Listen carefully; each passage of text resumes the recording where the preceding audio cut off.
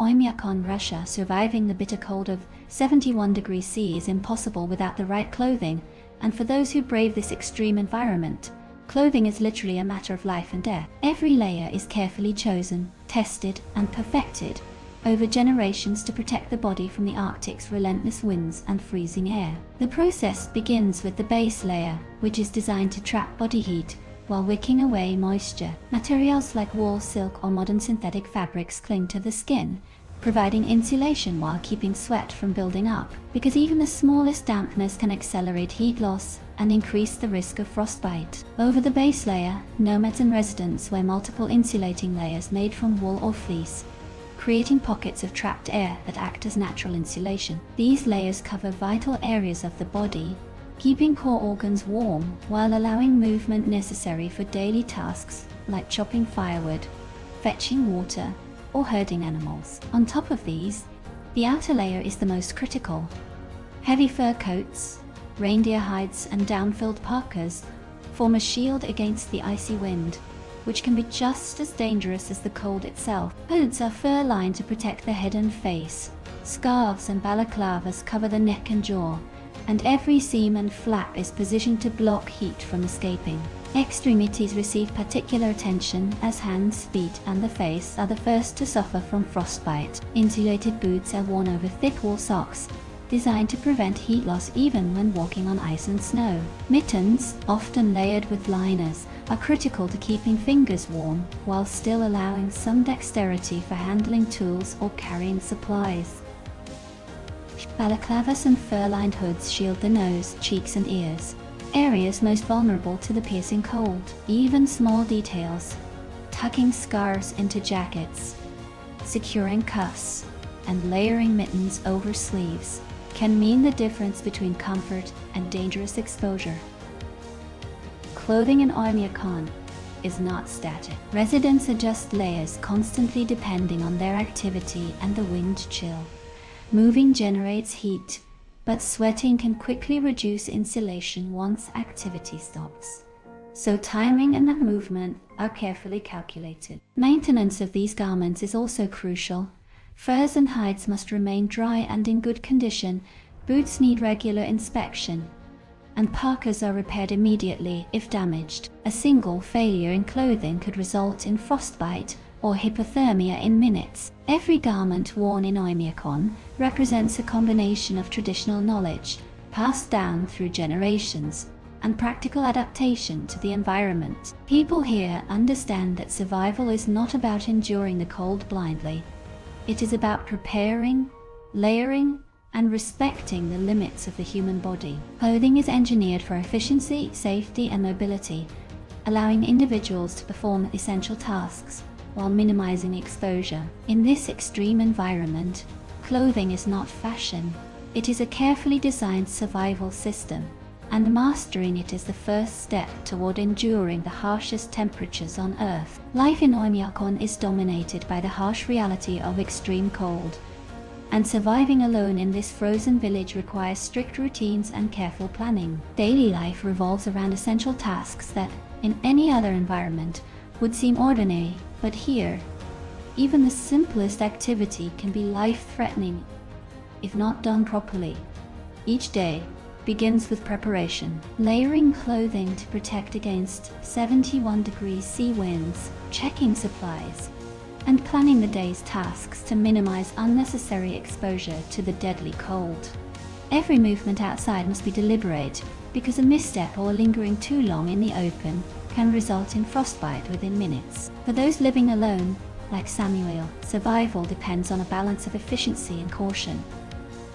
Collecting firewood is a daily necessity, and it requires venturing into the frozen tundra with precision. Each step is calculated to avoid slips on icy terrain, and the task must be completed quickly to limit exposure. Chopping and stacking wood is done not only for warmth, but to maintain a consistent supply for cooking, heating, and keeping the shelter habitable through the long Arctic night. Fire becomes more than warmth. It is the heartbeat of daily life, providing a sense of security against the unforgiving environment outside. Water is another critical challenge. Streams and rivers are frozen solid, so residents must melt ice or snow to meet their daily needs.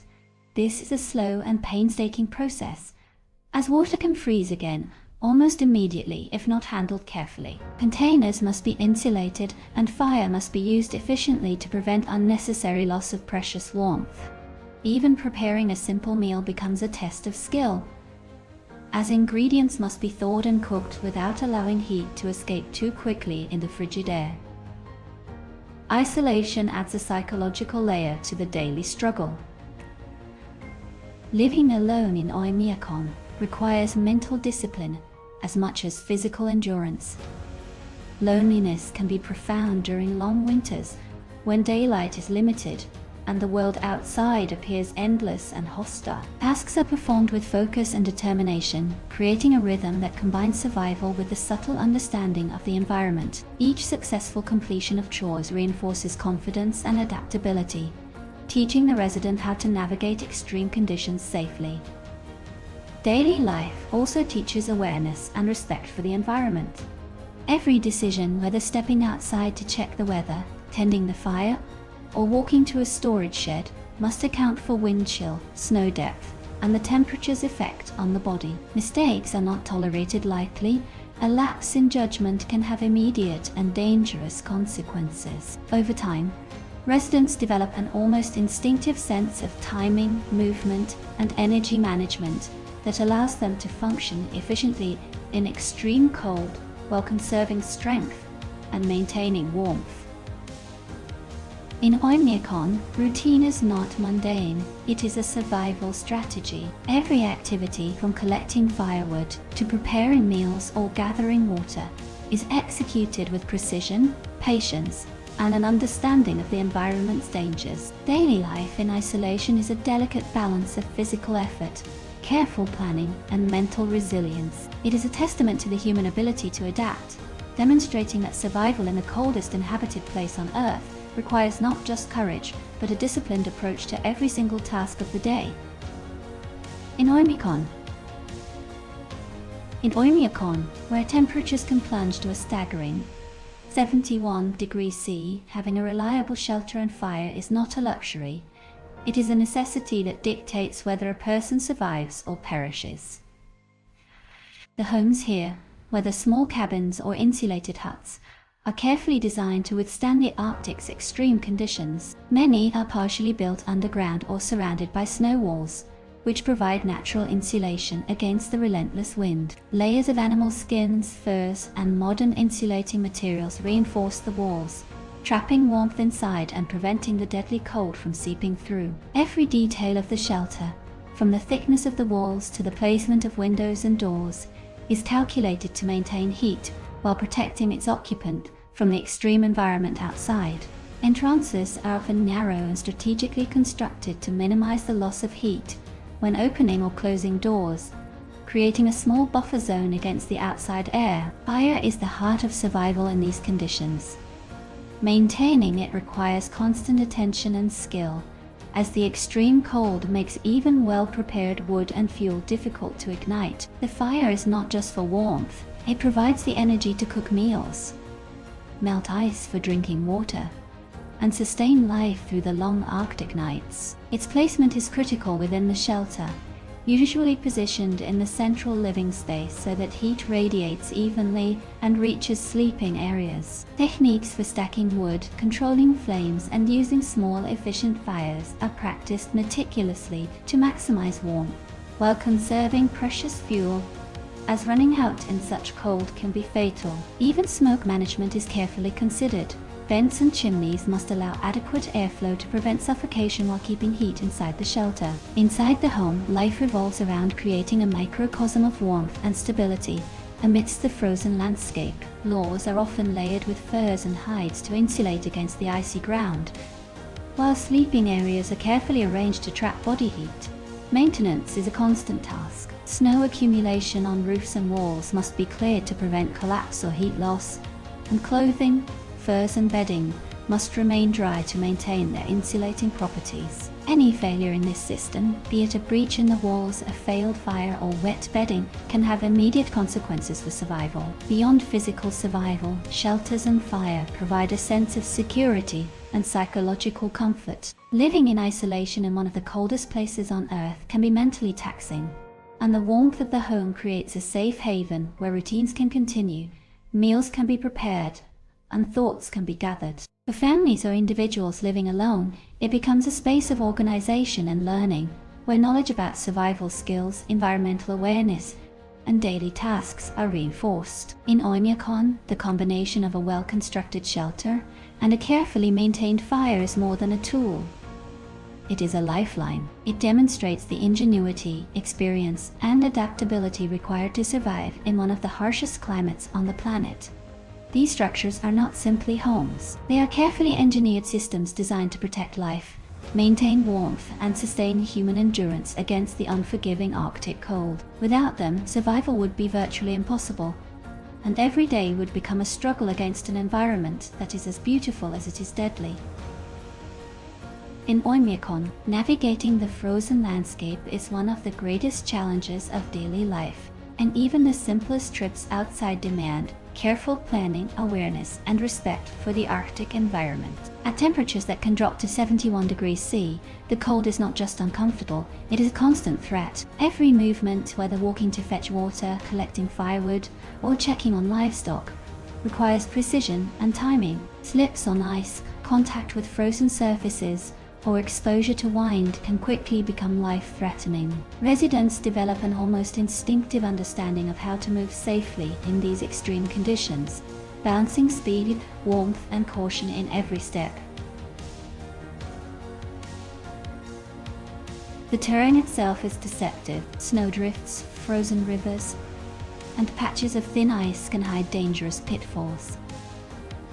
During the long winters, the sun barely rises, and visibility is often low due to blowing snow or heavy storms. Residents rely on memory, observation, and experience to navigate familiar paths, and even small deviations can lead to dangerous situations. Wind chill is a constant concern, as the Arctic winds can reduce the effective temperature by tens of degrees, making a short walk outside potentially deadly if one is not fully prepared.